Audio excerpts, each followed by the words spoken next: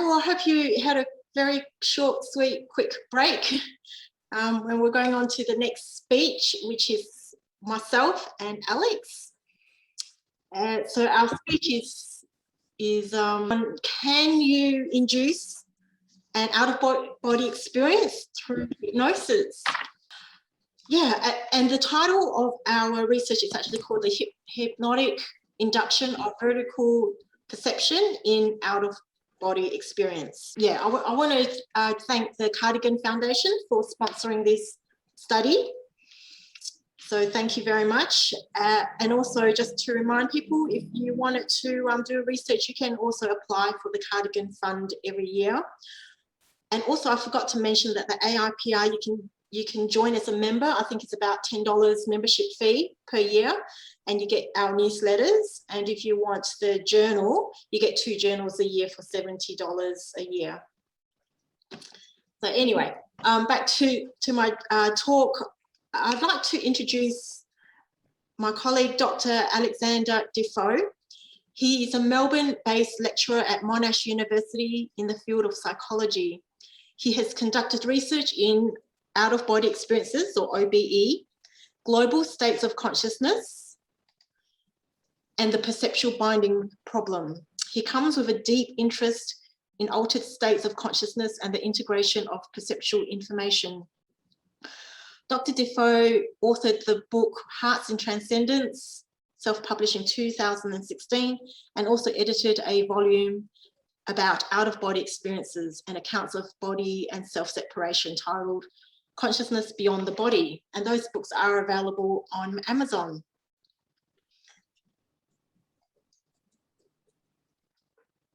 Okay, so I'll just do a little bit of an introduction for Joyce, and thanks for that very nice intro. So Joyce has worked as a psychologist for 19 years in various fields, including child protection, TAFE, schools, critical incidents, EAP, and in private practice, both in WA and Victoria. She's also worked as a clinical hypnotherapist for over 10 years in her role as a psychologist and as a gut-directed hypnotherapist for IBS in Melbourne. Joyce became interested in researching parapsychology because she's had several paranormal experiences herself and is now an active committee member of the AIPR. Based in Bunbury, WA, she runs a private practice under the name Soul Psych, and she also organises events on outer edge subjects as a hobby via salubrious events. Great, thank you, Alex.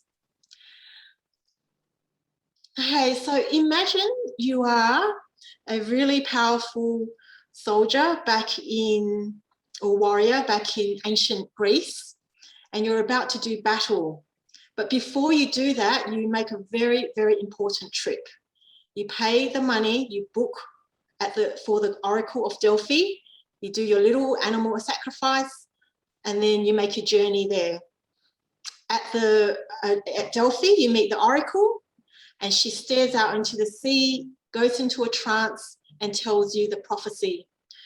And if she tells you that a particular date is best, you would obey and actually act on that date. If she tells you a date that is not good for battle, you would avoid battle. So that's what Alexander the Great did, and many other soldiers back then, leaders.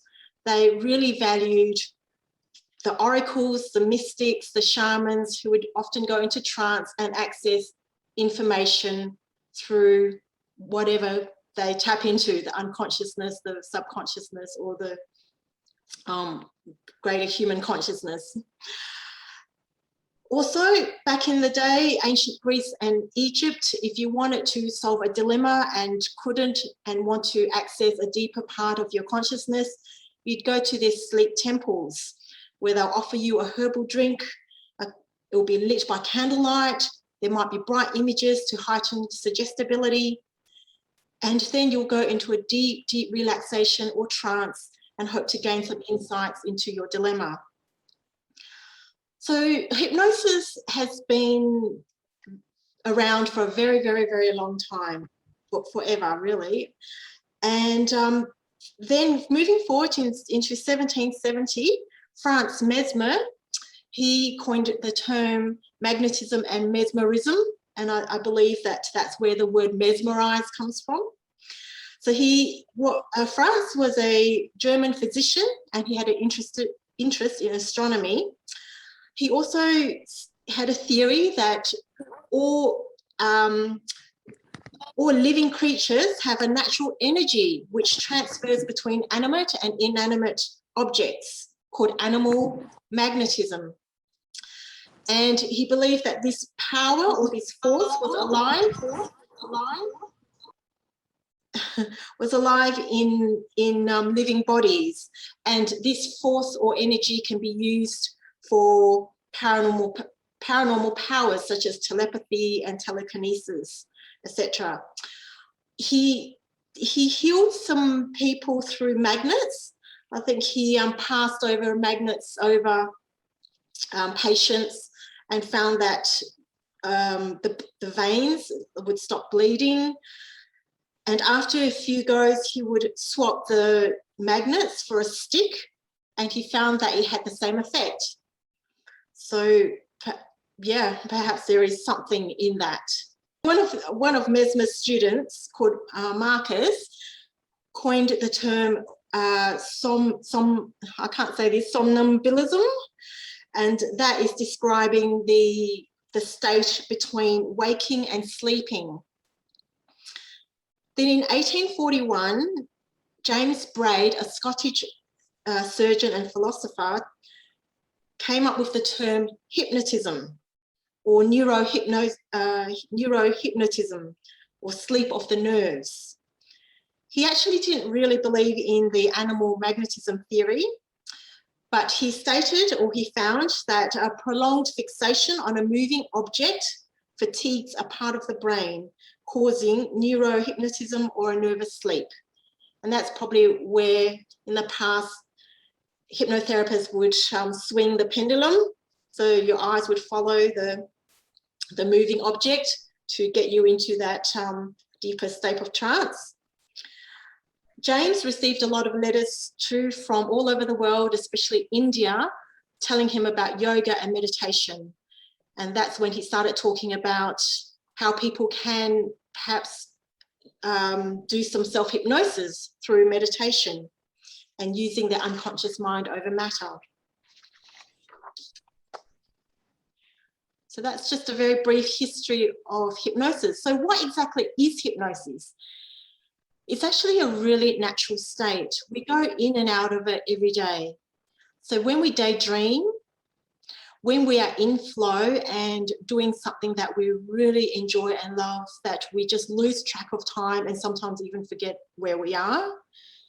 When something triggers a really vivid memory, so if you smell, say, some baking cookies, and it triggers a very vivid and detailed memory of being at grandmother's house when you were a child. So those are different examples of being in a state of hypnosis. So it's when your body is really relaxed, but your mind can still be alert and awake. And often my clients would say, when they come out of it, say, oh, when I was in it, I did not feel like I was under any hypnosis, but when I came out of it, it really felt like I was in a deep sleep. So the theory is when we are really relaxed and in that deeper state, we are more open to suggestions. And that's when someone like myself as a hypnotherapist would make suggestions to affirm certain things that the client wants to change. So it could be used to break habits, or even to obtain a beneficial habit. It can be used to access some memories that might have been forgotten, to reduce anxiety. So almost anything really, anything that you can write an affirmation for. There's also different levels of hypnotizability. So there's a small percentage of people, maybe 10 to 20%, who cannot be hypnotized because they just can't relax, or they are just not trusting enough to relax. And that might be due to past trauma, but it doesn't mean that they can't be hypnotized at all. It's just that they just need to work through perhaps the trust issues or learn how to relax more. And then there's the other end, other small percentage of people, 10 to 20%, who are highly hypnotizable. And those people can go under the knife in surgery without any anesthetic. And it's usually used for people who might be allergic to anesthesia. So those people would practice for a long time until they get it right before they go under the knife. And during surgery, they'll actually have the hypnotherapist holding or stroking that person's head, making sure that they're deep, deep, deep in hypnosis while the surgery is going on. And I've actually seen videos of this. And they found that people that go through surgery without anesthetic but under hypnosis actually recover more quickly, and their scars were not as large or as deep as those that were under anesthetic. So that was interesting. Yeah, so that's basically what hypnosis is.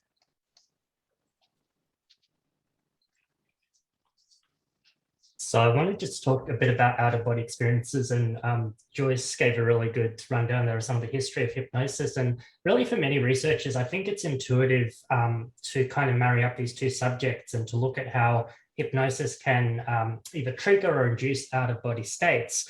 And in fact, many of the studies in the past haven't really looked specifically at that sort of relationship. There have been a few here and there. And of course, researchers know that in hypnosis, people experience OBs and other psi phenomena more frequently.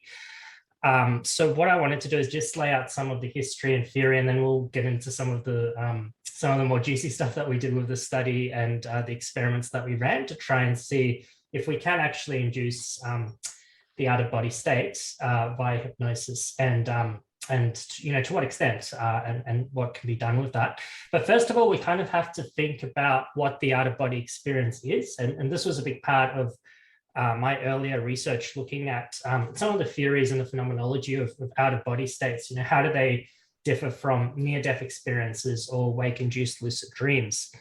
So interestingly, the out-of-body experience was actually a term introduced in response to some of the more esoteric and occult descriptions like astral travel or soul travel, things like this that wouldn't be considered, very scientific by today's definitions in parapsychology.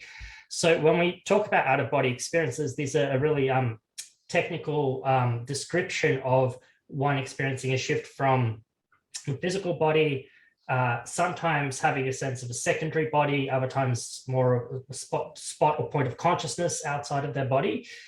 But we still get quite a lot of accounts, and I'm sure organizations like SPR and AIPR get a lot of people writing in saying, I had this wild experience, but does it actually fall into that definition of out of body or not?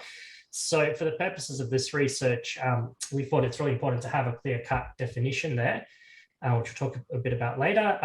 But I did want to just briefly mention, related experiences. So a lot of the time, there is phenomenal overlap. Like many psi researchers know, when someone is experiencing one type of phenomena or one type of experience, it tends to overlap with other types as well, which is quite interesting. So in near-death experiences, for example, it is quite common for someone to have that sense of actually leaving the body.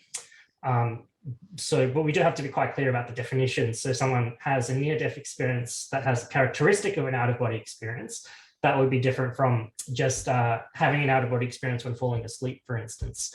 So just kind of wanted to point out some of that, historical basis for them. And I'll also talk a bit about the different theories and perspectives that researchers have on OBEs. So, of course, my own personal interest, and many of you likely share this kind of interest of approaching the out-of-body experience from a parapsychological point of view. And interestingly, if we look back historically, all the way back to before psychology was kind of formalized as a science, to some of William James's observations and, some of these observations in mediumship circles of this various phenomena going on, it was speculated that, in fact, something does actually leave the body. So the soul or the consciousness does actually leave the body. It's actually only recently, maybe in the last few decades, or maybe a bit longer than that, that we see this shift to more of a neurocognitive model of out-of-body experiences, where most researchers advocate that they're actually either hallucinations or illusions. So you'll hear scholars like Susan Blackmore, for instance, who's had her own out-of-body experiences, is convinced that it's purely illusionary. So we can kind of think of these materialistic theories on the one hand, and more parapsychological theories on the other, depending on where you kind of sit on that spectrum, whether you believe that something has actually left the body, or whether it's a type of hallucination or illusion. Myself, trying to remain kind of balanced in the perspective, I think there's good enough evidence there to explore the topic further, which is why we did the study in the first place. But there certainly is good theory and good evidence for both sides of that perspective.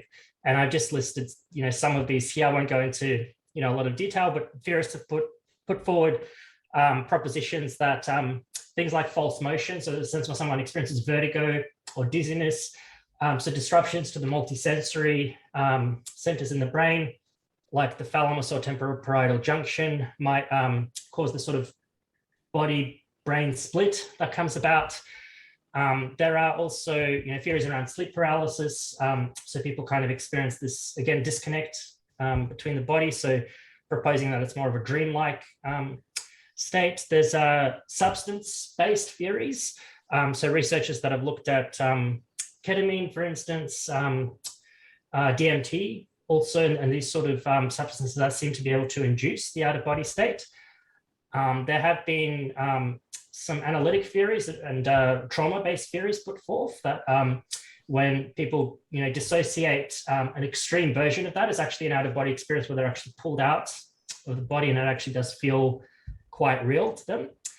So there's quite a lot of actual theories that come into this discussion of what OBs are. But I guess where we kind of sit in terms of a parapsychological explanation is, does something actually leave the body? If it does leave the body, can we gain some kind of evidence, some sort of proof or validation that that's actually happened? So of course, if you situate yourself in a different discipline in psychoanalysis or in cognitive science or in neuroscience, you might approach the topic differently, as many researchers have done. But we were specifically interested in this question of, is the out-of-body experience an actual experience of leaving the body, and how can we appraise it?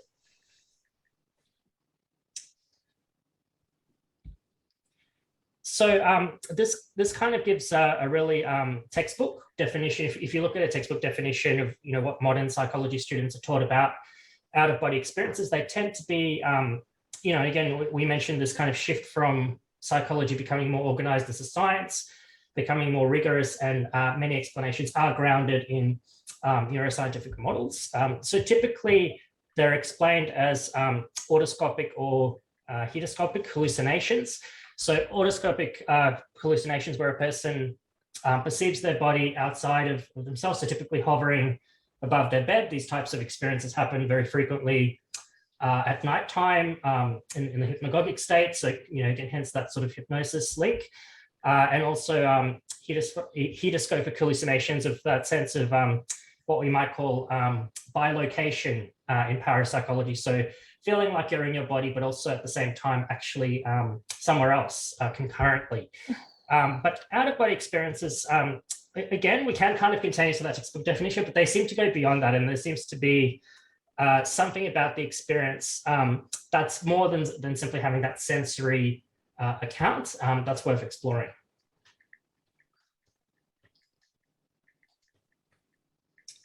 So two definitions that I've included here, and we might open this up to some audience discussion if we have time around, what your sort of accounts have been and how you would describe these sort of experiences. Certainly we have, a lot of different definitions that people bring to the table based on their accounts. Two definitions that I've found useful, mostly because they have come from a lot of empirical work around the out-of-body experience.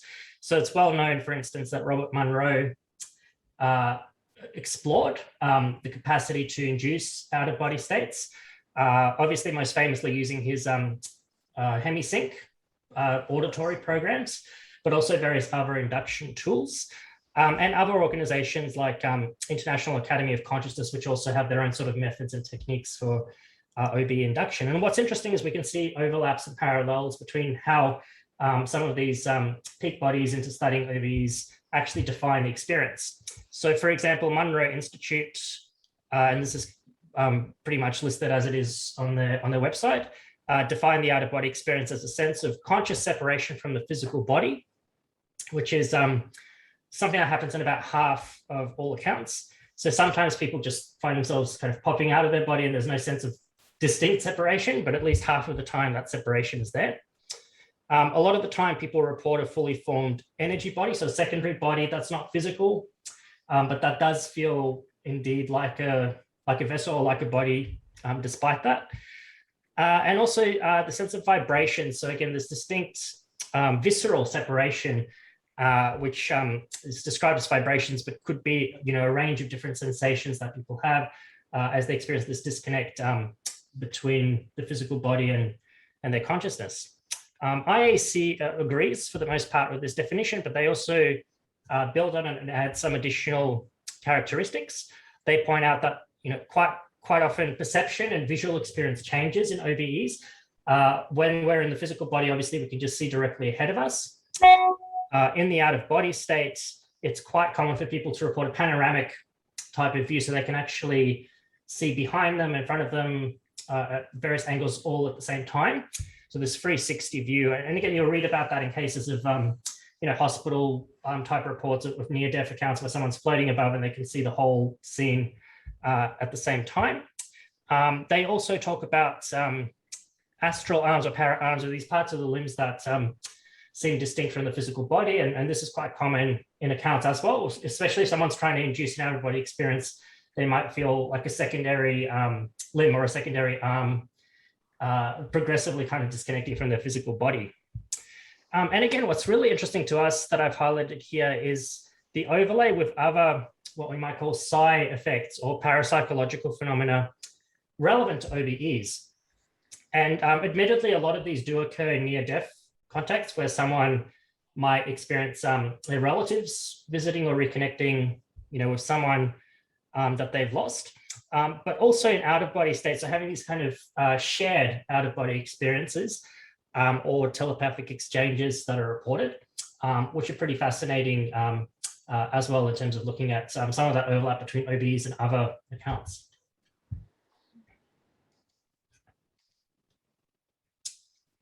Okay, so just leading up to our particular methodology and why we chose hypnosis specifically, I think we can kind of approach out-of-body experiences through various perspectives, and I listed just a few here. We can look at it from a philosophy standpoint of mind-body dynamics, tracing back to Descartes and even before then. We can look at it from a perspective of unusual and unexplained phenomena, as we typically do in parapsychology. But we can also look at them as transpersonal or exceptional human experiences that are more symbolic. So I'll just briefly touch upon each one of these and maybe give an example before looking at the parapsychology sort of definition here. So if we take a philosophy point of view, we can trace this back to ancient Greece with this divide between Aristotle and Plato and the world of forms and the world of ideas. And in fact, looking at some of the historical discourse and literature, we can actually find accounts of out-of-body states, millennia ago. These are not new sort of phenomena that are just reported in the last 100 years or so. So we can approach them beyond the pure sort of philosophy of mind-body theoretical discourse and actually treats, say, what we might call Plato's world of ideas as an actual experience or an actual realm that people go to when they're out of body. Of course, this was demarcated a lot more specifically with René Descartes' mind-body dualism. But as I mentioned, recently we kind of see this move towards monism. And we can kind of trace that back to more maybe spiritual or idealistic ideas around monism, such as that of Spinoza. But certainly in modern neuroscience, we see a lot of researchers take this materialist monism point of view, that everything can be explained in the brain. Therefore, out-of-body states must also occur in the brain as well. So we've kind of moved away from this kind of demarcation of philosophy.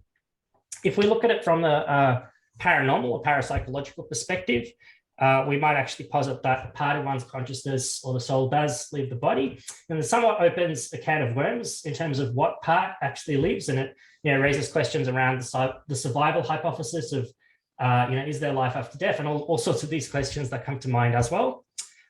Or finally, we can look at it from the symbolic perspective.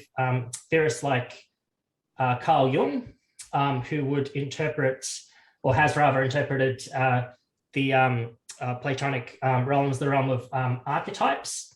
So if someone has an out-of-body experience, and these sort of accounts in Jung's work of patients having the experience maybe of being out of their body and on a different planet or in a different universe, rather than try to figure out, did they actually go there?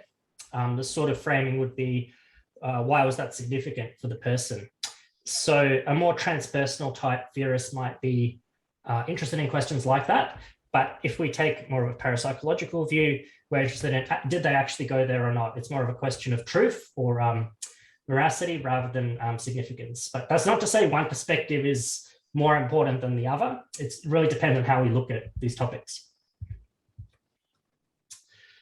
So the real sort of research question we had for this project when we originally framed it is, if a part of one's consciousness does actually leave the body, how can we establish this? And, of course, there have been some studies done in the past, and Joyce will talk about, some examples in a moment, but these have been quite sparse, and critiques have been written about them, showing that they haven't really met the burden of proof, or there's methodological issues there that we can't definitively say whether someone has actually had an out-of-body experience and recollected verifiable information. The sample sizes are either too small, they're too retrospective. There are a number of issues here. Some of them can be addressed, and in fact, some researchers have tried to address these issues. And I document one of these cases in my edited book that Joyce mentioned at the start. And this is actually a case by Graham Nichols, who has had numerous out-of-body experiences himself and has documented them quite well. And I make a point of kind of pointing that out because a lot of people are not good at documenting their own experiences, especially when it comes to paranormal or parapsychological accounts. They don't necessarily have this scientist training to document them well. Graham Nichols is probably one of the exceptions here, who's actually written up quite clear reports about leaving his body intentionally. And I should mention the other factor that makes Nichols interesting is that he has these experiences very frequently. And again, most people don't have them that frequently. So Nichols notes numerous accounts of leaving his body, usually finding himself in the same room or in the same location, being able to willfully kind of travel around or float around the immediate area, and has numerous accounts where he actually visits an area to find a particular scene. This is actually one scene taken from the chapter in the book where he visited a cathedral that had some repairs done, and coming back, entering his body again, walking to that place or driving to that place and trying to see if he can validate what he saw. Now, I've kind of included this account because I find it compelling, and I've known Graham Nichols for some time, but a skeptic reading this account would say, well, that's just one person. They could be, making it up. It's just a retrospective account. And this is some of the issues we have to be very strict about, especially in parapsychology, where there is a lot of critique and debate going on. Another example that I chose to list is Sam Panier's experiments in cardiac arrest units of looking at whether people that are admitted in a cardiac unit would have near-death type experiences where they float out of the body. And what Panier and colleagues actually did is post newspaper trimmings or newspaper clippings around the cardiac wards, and essentially asked participants after recovery or in recovery, did they have out-of-body state during the NDE, if they had one? Could they see the newspaper clipping, and what did it say on the newspaper clipping?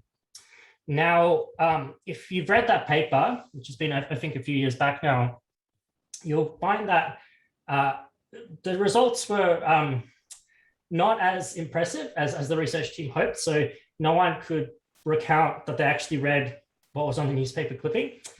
But they did have some interesting corroborations. So some participants talked about what was going on in the room at the time. So they recalled particular conversations that nurses had with doctors, what nurses were wearing, particular sounds and sights that could be cross-checked.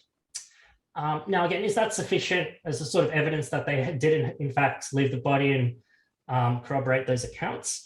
Obviously, from a really high level of evidence, we would prefer that they actually recounted reading specific titles or reading specific aspects of those newspapers, because that would kind of be hard to dispute. If you think about it, that's really kind of impressive evidence to have. Whereas, again, these issues of fabrication, of various issues that can come up with data noise in the data that we have to be mindful of in psychology if they just recount a kind of a vague memory during their experience. And even in those cases, it was a very small percentage of accounts that even had some recollection.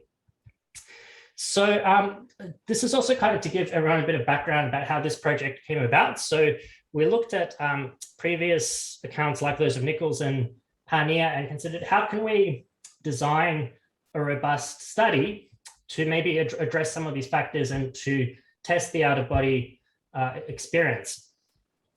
So this is just a chart from the presentation I actually did at the AIPR convention in 2018, which was with a sample of people that have out-of-body experiences. And I essentially administered a bunch of questionnaires and asked participants, did they have any other psi-related phenomena going on during their OBEs? Overall, only a very small proportion, I think around 7 or 8% of those in the whole sample reported these accounts. But interestingly, 46% of those said that they allegedly did have this sort of validation that they left the body, saw something. A lot of the time it was what their partner might have been doing in the other room, or something across the other side of the street from their house. And they came back to the body and kind of validated that. Again, that was in their own home. There was no kind of parapsychologist or researcher assessing whether they actually did that or whether they just read that. I think the number of accounts where this happened, obviously they're not all fabricating these accounts or all misremembering these accounts. So I think there was something there interesting in the data. And interestingly, an even smaller portion actually reported more precognitive experiences. So when they exited the body, they saw something happen, and then that same event happened later in the day or a few days later. So that again is, I won't say too much about that, but I think it's an interesting point just to remark on with how these out-of-body states can overlay with other psi phenomena like precognitive capacities, and that seems to be reflected in some of the data. So next slide. So this kind of leaves us with a few open-ended questions. We can continue looking at the data retrospectively, as many studies have done. So looking at case studies, anecdotes, surveys and questionnaires, asking people, have you had a self-validated out-of-body experience and what was that like? But ideally, we'd like to actually induce these experiences in more of a controlled way. Now, as I say that, many of you could probably imagine that bringing someone into a laboratory and trying to get them to induce an out-of-body experience has its own problems that can kind of be juxtaposed with people doing it in their own home, maybe their own techniques, and being a lot more relaxed, obviously. But if we can develop a more induced way to do this, that would give us more validity, so the experimenter can actually look at have they validated their visual experience or not. So just a quick canvas, just a quick literature review of previous techniques that have been done or have been applied to try and induce out-of-body states. I mentioned the sort of vertigo induction tasks, and interestingly, for those of you that have looked into Monroe's hemisync, you'll be familiar with that sort of task of actually making yourself a bit disoriented, of visualizing that your body is kind of turning in a circle to try and induce an out-of-body state. So for people that are very feeling or kinesthetic, people tend to be able to induce them that way. People that are kind of more visual tend to have more success with like visualizing a ladder or a rope and lifting themselves out of the body. So these sort of visualization or tactile techniques is one option to go. Other techniques that have been applied in literature is virtual reality. So for those of you that have used VR headsets, you would have noted they can be very realistic and very immersive. You find yourself almost kind of lost in that experience. So these researchers in 2013 actually developed a task where someone puts on a VR headset, but they see their own body from above. Again, the idea here is to kind of trick the multisensory systems to actually trigger that out-of-body state. Whether that happens or whether it's more of a feeling of being out of body but not actually being out of body is still up for dispute. There are neuroscience techniques to induce OBE states. So Blanky's quite famous for his experiments of actually electrically stimulating certain parts of the brain. The TPJ is quite well known to maintain our sense of balance. So by actually stimulating that area, he seemed to trigger an out-of-body experience. And then finally, hypnotically induced out-of-body state. So you can kind of imagine why some of these techniques may be limited. Obviously, we probably don't want to be electrocuting someone's brain when we can do it more in a more comfortable way. But also some of these self-induction techniques may not be as replicable across samples. So Trusoldi actually developed the Hypno-OBE method, and in his initial studies reported quite a high success rate of actually applying a specific hypnosis script to induce the out-of-body state, which again, Joyce will talk about in a moment of what people actually do to go through that process. The literature mounting for this is quite good. Quite a few of them are still in preprint, but the evidence for hypnotically induced out-of-body experiences seems to be a good way to go. It's safe to do. People are usually quite comfortable during the experience, and it seems to actually be effective as a means to induce the out-of-body state as well. All right. So just before we get into the crux of the study, I just kind of wanted to finish this component with giving everyone a bit of an example of an account. And this diagram I presented again at the 2018 conference. And I really emphasized kind of what I've been alluding to so far, that it's important that we don't just depend on people's subjective reports that they bring to researchers, but it is important that that's kind of validated externally, whether that's someone else validating their account or a researcher actually being in the room, trying to see whether they have actually recollected that. So just quickly, we can have a look at this one example from the 2018 study I did. This person reported the physical replica in his out-of-body experience consisted of the town and state terrain that I was very familiar with. I went to bed wishing I could spend my days doing what I loved most, which was travel and hike and be in nature. I know I was still awake and visualizing where I wanted to be when I suddenly realized that I had floated out of my body and passed through the roof of the building, and then began flying, soaring just above the roads that would take me to my favorite mountain and trail. I saw familiar homes and businesses and knew where I was at each moment, but I was flying and filled with joy. So this is just kind of to give everyone an example of a typical out-of-body experience. And we can see from this account that it does seem to be a vertical or very realistic experience that mirrors their everyday environment. Now, if we can build on that and have a particular object or a characteristic that they're actually looking for in the out-of-body state, and then come back and try and validate that, that's how we can kind of build towards this, this validation. It's just more just something to note. When listening to Alex, you know, I have dreams, and they out-of-body experiences remind me very much of my psychic dreams. And for one example, when I was 16, I dreamt that I was at the races Caulfield Cup a week before it actually happened, and that there was a horse called the Phantom in purple racing that day. And I looked it up at the Herald Sun the next day, and there was a horse called the Phantom. So I put $1 on it because I was 16, and it was a 35-1 bet, and I won $35.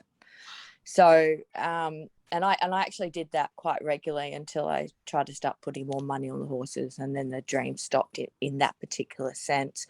But I just wanted to say that, you know, that there seems to be a crossover with your dream state, because you do leave your body during the dream state.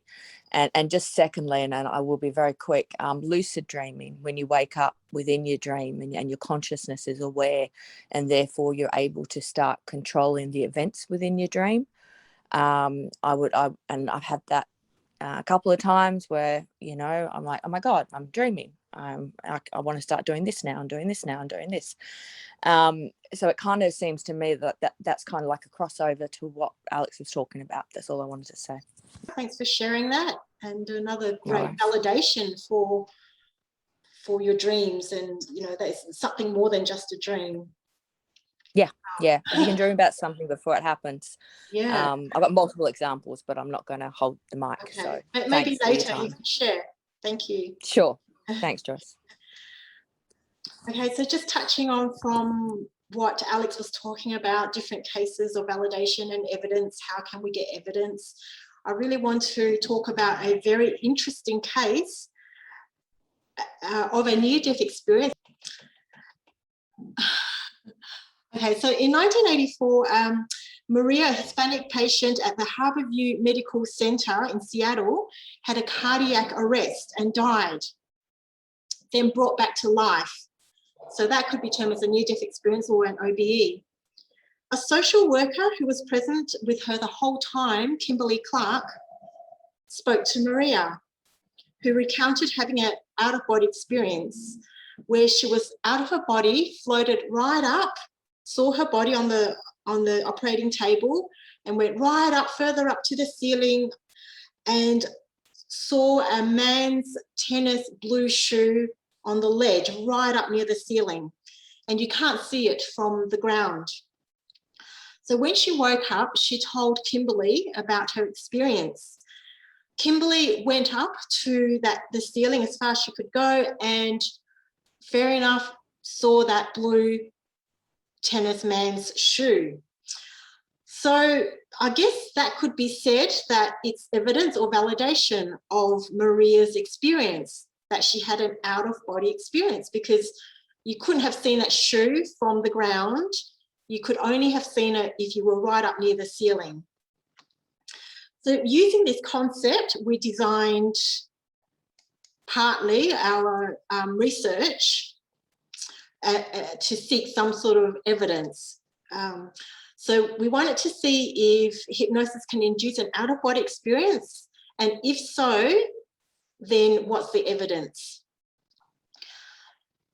Okay, so our research came into two parts, study 1 and study 2. In study 1, we did all the recruitment. We put out flyers at universities, advertised at the Psychic Circle meetup. Thank you, Cherie, she'll be the next speaker. So we got a few people from there. At my conference as well, we asked for volunteers, some people signed up, and also through word of mouth. We wanted to qualify the people coming in, and the criteria was that they did not have a chronic medical illness and that they were not taking psychotropic drugs. And so the first 25 people who met that criteria, we accepted. And they were all volunteers as well. And this was in Melbourne, in Victoria. Then I would ask them, give them 2 questionnaires. One was about whether they had any past OBEs. And this was a questionnaire that Alex developed, which asked them when they had the OBE and to describe any sensory experience or perceptions and how often and what they were doing before and after. I'll also give them a questionnaire asking whether they've had past hypnosis experience and what that experience was like. And then individually, I would ask them to come for a 1 to 2 hour session with me. And we did it in a therapist's office. So it was a building in East Melbourne where there were offices that could be rented out hourly. So I rented the same room each time for each person. And they'll meet me there. I would do a very short test of hypnotizability on each person. And it's like a 10-minute script where I would look for any response to what I suggest. So the script was basically, you're sitting there, so I'll relax them. And then I would say your arms, you know, are going to float up and up to eye level.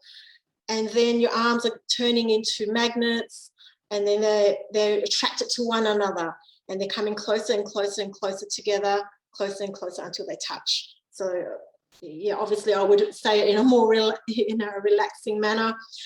And I would watch to see if the person responded quickly or slowly, or how they reacted to it.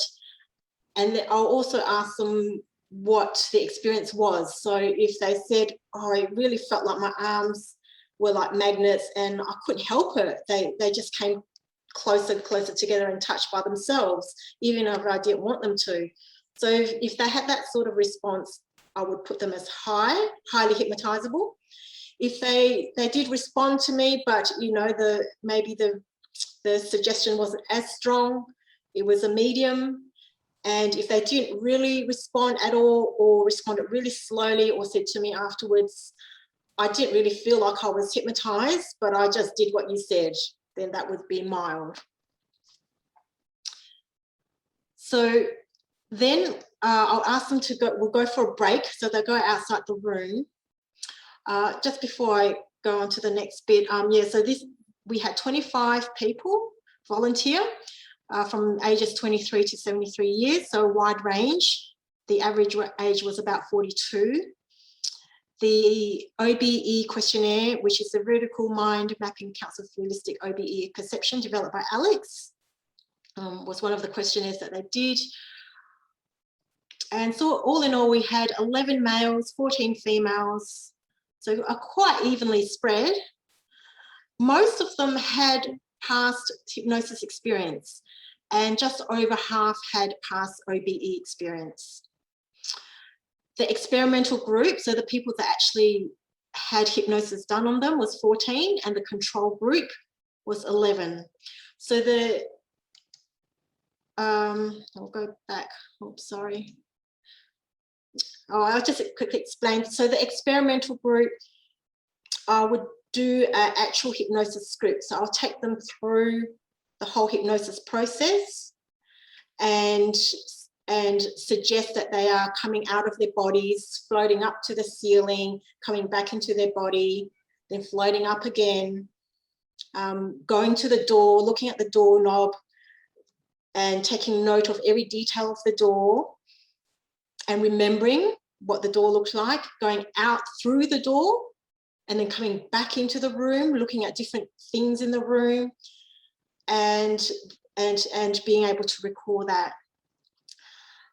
And in the room, I had a big bookshelf, so about 1.9 meters, and on top of the bookshelf, so during the break when the participant was out, I would put a pink box on top of the bookshelf and randomly select one of these objects to put in the box.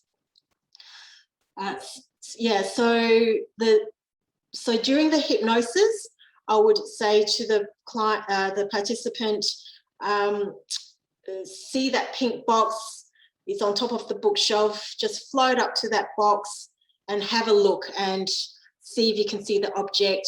Remember every detail of the object. And I would say that about 2 or 3 times during the hypnosis to say, go back to the box, have a look again. So the person would come back in from break and I would do the hypnosis. Prior to that, I would also point out the pink box and say, just take note of that box up there, and they'll turn around and have a look at that box, but they wouldn't know what I was going to ask them to do.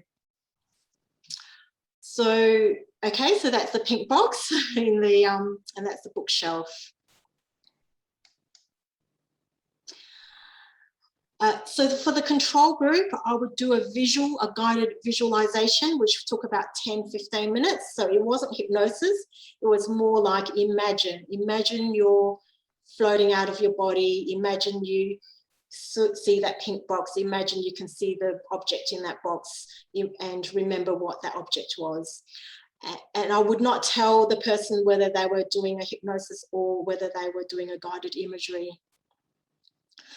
So at the end of it, I would ask them what was in the box and to describe it, and also what the experience was. What was their sensory experience, etc. Okay, so just going back to this slide. So I'll ask, okay, what was in the box? If, say, this ball was in the box and the person said, oh, it's something square. I think it's a book. It's red or orange. That would be recorded as a miss. If the person said, oh, I think it's something round, maybe a bit soft, but also has a round shape. I kind of see blue or green, or maybe, yeah, something like that. So something that describes the object, that would be a partial hit.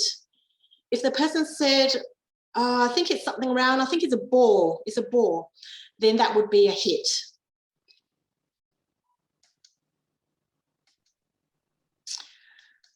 Okay, so the hypothesis was subjects who had OBEs in the past and have a medium to high level of hypnotizability will exhibit a higher hit rate of the concealed target than subjects who had no OBEs in the past and a low to nil level of hypnotizability. So the reasoning behind that was that if hypnosis can trigger an out-of-body experience, you would think that if they were medium to high hypnotizability, that they would be able to actually have an out-of-body experience through hypnosis,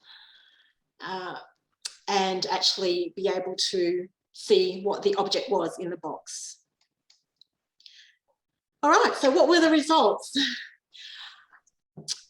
Well, it seems that around 50% of the people in the hypnosis group, so only one person had a hit or a yes, the rest had partial hits. So around 50% of those in the experimental group actually had a yes or a partial hit.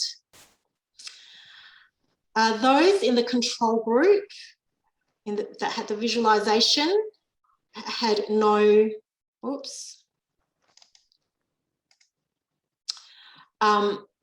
had no hits except for one. So there was one person who was mild hypnotizability, had a partial hit. The rest of them had no hits. So that shows to me that hypnosis was a very strong factor. So that hypnosis was the one that was the actual activity which influenced or allowed that person to be able to see or sense what object was in the concealed compartment. As to our hypothesis, quite a few people who were high, so those in the red, who were high or medium hypnotizability level and had OBE in the past, did actually partially or did see the object. So there was about 6 of them, 6 people in the experimental group with medium to high hypnotizability with past OBEs that actually did see or partially see the object, and only 3 of them did not. So I think, yes, our hypothesis was supported in that more people in the medium to high hypnotizability did partially or actually see the object. Alex, did you want to add on this? Add more to this? Not particularly. I think the only thing I would add is that just based on these experiments in the past, the fact that people are still doing the visualization, for some people that are very sensitive, that even seems enough to trigger some of these experiences, which is why we might have gotten a partial hit. But I think Joyce will talk about the specific participants in a moment. I will, yeah. So just remember this A22 male who was the only one in the control group who had a partial hit. Oh, Richard, you wanted to say something? Oops. Oh, I'm happy to ask a question at the end of the talk. Okay, all right, great. Okay, thank you. All right, yep, so the hypothesis was supported for study 1. So this really shows that hypnosis was a very strong factor in actually increasing the ESP.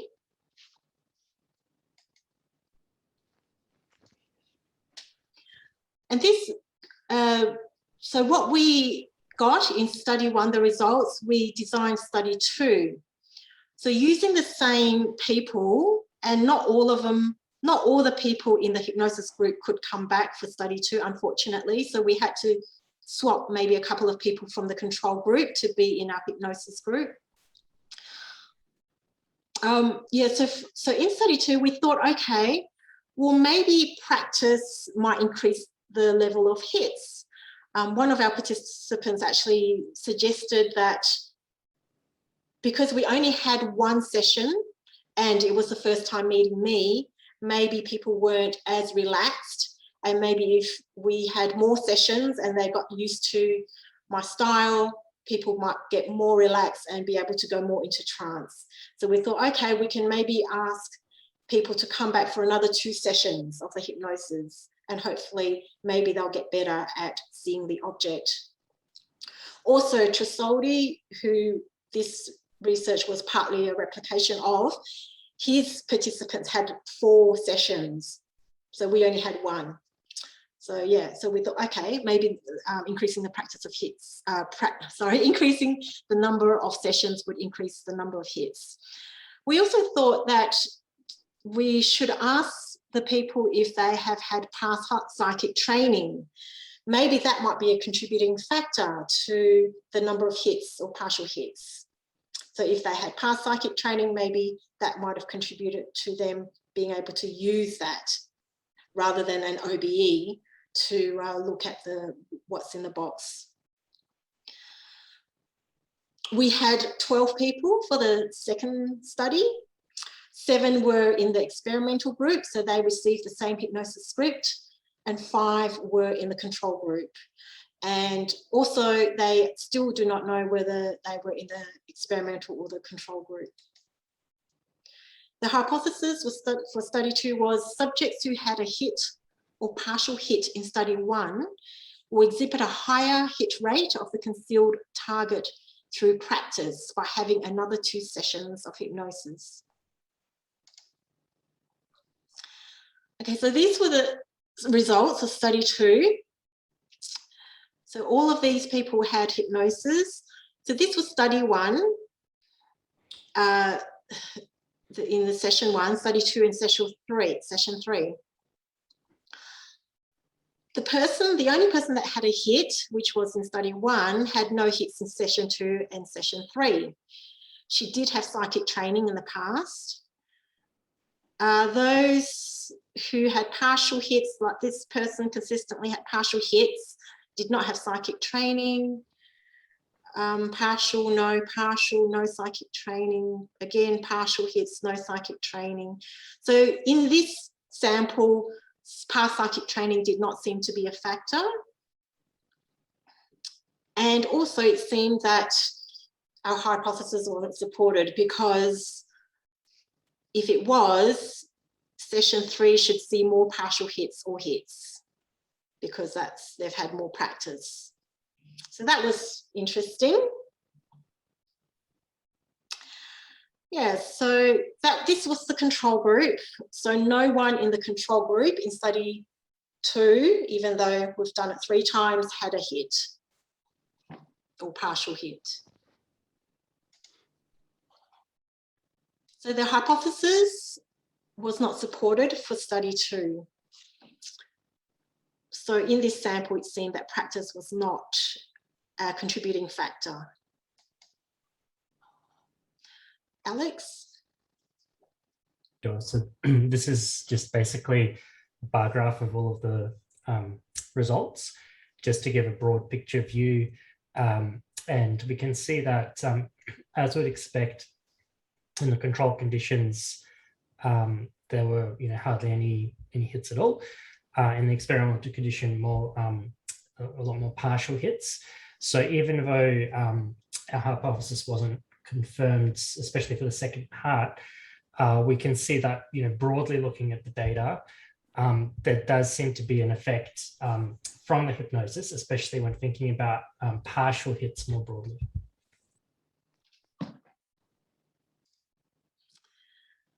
Okay, thanks, Alex. Okay, so this was our findings, that the level of hypnotizability, so people who had medium to high hypnotizability had better results when when the hypnosis was done on them. Past hypnosis or OBE experiences were not a factor. Past psychic training were not a factor. And I also asked them, when I asked them what was it like, was how did it compare? So under hypnosis, doing the OBE, how did that experience compare to their actual OBE experiences in the past? And everyone said that it was very, very different, that it did not feel the same as the OBE experiences they've had, but they felt that they were definitely in some sort of altered state or a different level of consciousness during the hypnosis. And definitely hypnosis was a very strong factor in actually being able to see the object in the concealed compartment. So something about hypnosis, something about going to a deep altered trance state increases a person's level of extrasensory perception.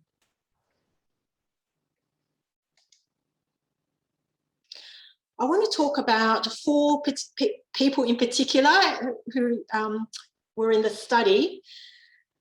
So this is more of a qualitative data. Yeah, because they really stood out. It was very interesting. So one of them was A10. She was female, and she really stood out because she was the only person who guessed what was in the box, who had a hit, and it was a doll. And she said, a doll. She did have past hypnosis and OBEs, and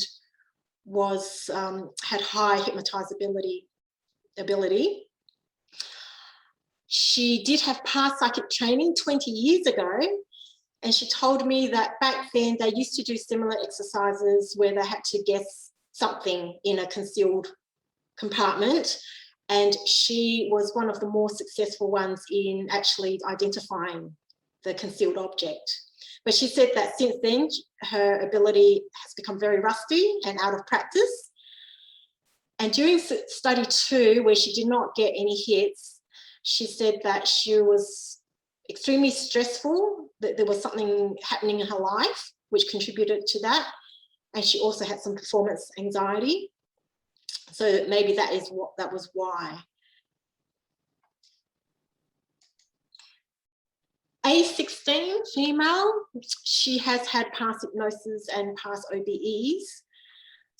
She had a medium level of hypnotizability and past psychic training. And she had a partial hit. Now, I wanted to bring her up because she was able to guess, she was able to describe the object in the box. I'm just going to try and pull up. Yes, okay, there we are. When I asked what was in the box, even though she didn't say shoe, she said white surrounds, blue, light decorative ceramic, holes like salt and pepper shaker. And I thought, yeah, that's interesting. White surrounds, blue, like ceramic, decorative ceramic. these are the sort of pictures that you might see on a ceramic bowl or plate or something like that. And holes, like a salt and pepper shaker. Well, there were lots of little holes in the shoes. So yeah, I thought that was quite interesting with her description. A3 male, he had past hypnosis and past OBEs, medium to high hypnotizability, but he had no hits or partial hits. However, he described what I saw during that day just before I came to see him. So before our session, I was coming back from work and I saw this statue of a white horse. And I remember looking at it and thinking, oh, that's quite a pretty statue. So when I asked A3 what was in the box, he said he could see a white horse statue. So could it be that he just read my mind?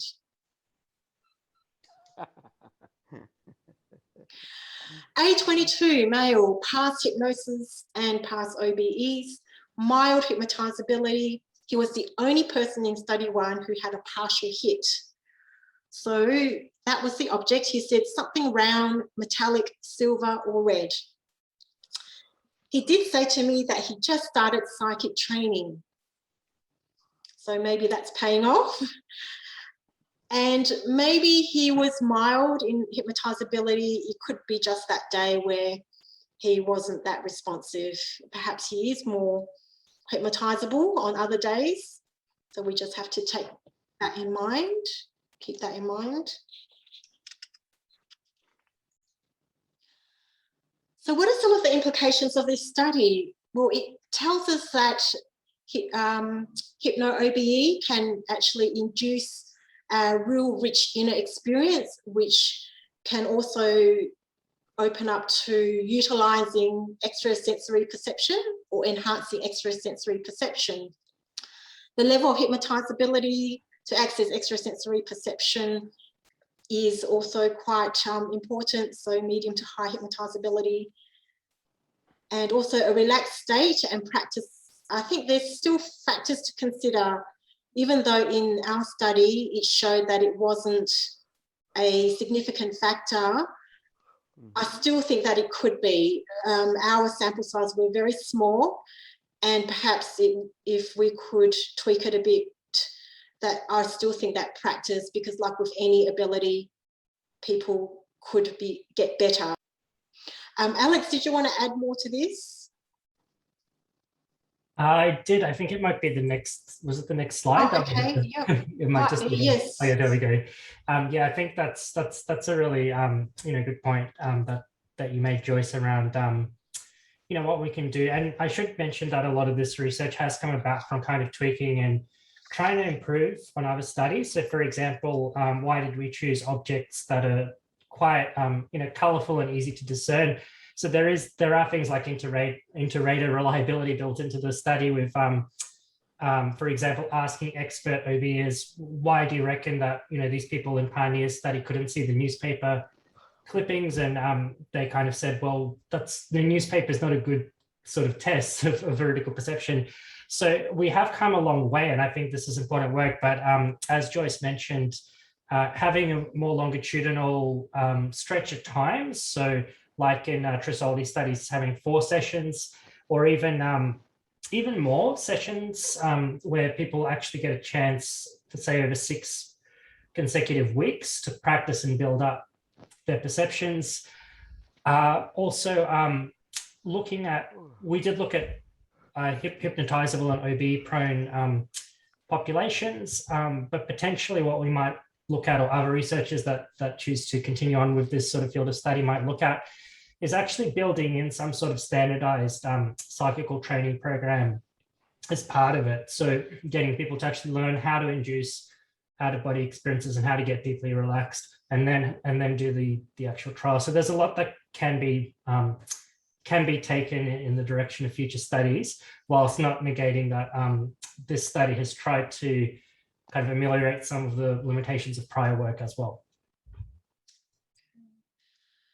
So just to quick summary, hypnosis and OBEs are natural states been around for a long time. Perhaps they are a natural ability that we could all tap into. There are many theories, but how can we provide evidence? So we looked at inducing OBEs as evidence, what's in the box. Hypnosis turned out to be a very strong factor in increasing the ESP, as well as the level of hypnotizability. Practice and past psychic training, not a factor in this study, but I think probably that in other circumstances it would be. I think state of trance is a real resource for ESP, and much more to explore in future studies. Okay, maybe we can have a couple of sessions before we break, and then we can come back at the end for more questions. So, Richard? First of all, thank you very much. A fascinating presentation. I've just got a general comment and then a specific suggestion or question. In terms of the general comment, in many ways, this reminds me a lot of some of the remote viewing work that Ed May and you know, the whole Project Stargate stuff has sort of done. And what that suggests to me is that focusing just on the model that essentially the consciousness is leaving the body and it's like a remote camera may be an oversimplification. I'm sure that's that aspect, because quite often in speaking to Ed, people see things before they've actually occurred. There's a precognitive element sometimes in some of the remote viewings also. So what I'm saying is sometimes it's more complex than just that. Nevertheless, I'm not suggesting that the out-of-body experience isn't factual. It's just that there may be more complexities to it than just simply a camera going out of the body and looking around. That's the sort of the first point. The second point is a much more specific one in terms of the ratings of the performance of the participants. I presume the person who was doing the rating, match, non-match, you know, etc., knew what the actual targets were, etc. And you know, sometimes that can be a criticism in the sense of, you know, basically, you know, is the experiment of biasing the findings? And what a lot of experiments have done, some of the dream telepathy work, for example, is having an independent person who is blinded to what the targets are, has the reports, the verbal reports, and the potential targets, and then ranks the targets in terms of which one matches most closely the report, top, second, third, fourth, etc. And then you can sort of make a judgment. If it's in the top half, it's a sort of a hit. At the bottom half, it's less of a hit. And that just simply removes that sort of that issue. That's just a minor suggestion, but I really enjoyed the presentation, found it fascinating, and thank you very much. Yeah, well, thank you, Richard. Yes, definitely. I think it's much more complicated than that, and remote viewing is another wonderful skill. I think we were just looking at specifically at hypnosis and OBEs for this study, and definitely, yeah, having me as a hypnotherapist knowing what was in the box, perhaps someone independent should have put something in the box and I don't know what was in there. Yeah, cut out someone reading my mind of what was in the box. Alex, did you want to? Yeah, both really good points. And I think what we can see from OB anecdotes is that they definitely don't exactly mirror perception as like everyday physical perception. With the one thing we can tell that a lot of participants have a 360 sort of view. Some people seem to experience a different spectrum of light as well. So yeah, I think we definitely have to be mindful and not taking for granted that their perception is going to be like a photographic type replica. And yes, so the second comment, although we did include some controls like randomizing the objects, obviously making sure there was no way participants could see them, that would be another way we could tighten up the methodology. So thanks for that suggestion.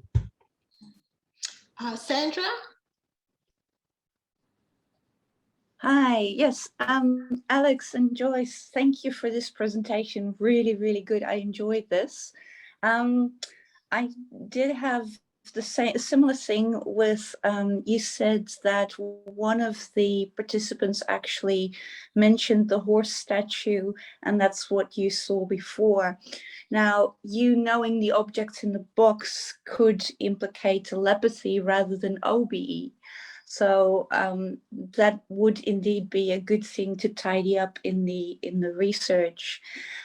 Also, to confirm that they're in altered states, I think it would be maybe good to use a portable EEG.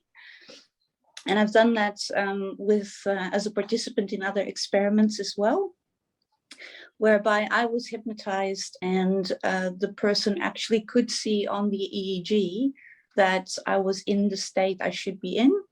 And they were then supposed to do the pain tests on me, and I could not feel anything. So that was really good.